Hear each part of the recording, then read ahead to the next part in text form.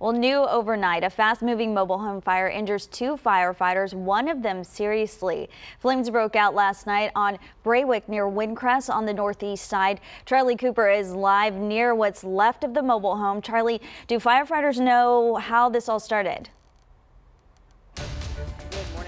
They are still trying to figure out exactly how this all started, but we do want to mention that two firefighters were injured in this situation. One of them suffered burns to his airway and the other one heat exhaustion. And this morning they are being treated. But as far as the cause of this fire, again, firefighters are still investigating, and in fact, about an hour ago, they just finished knocking down hot spots. And once the sun comes up, they tell us that they will go back in and continue investigating the situation. But the floor area is a little damaged, and it's dark in there right now.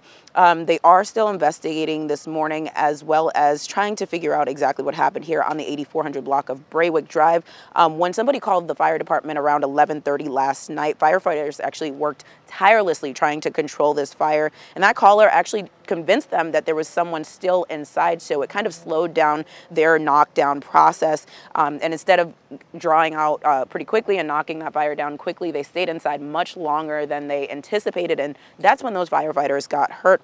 But all this only to later on find out that there was no one inside. Luckily, both of those firefighters have their life this morning, but they are again being treated at local hospitals. Back to you. All right, thank you, Charlie.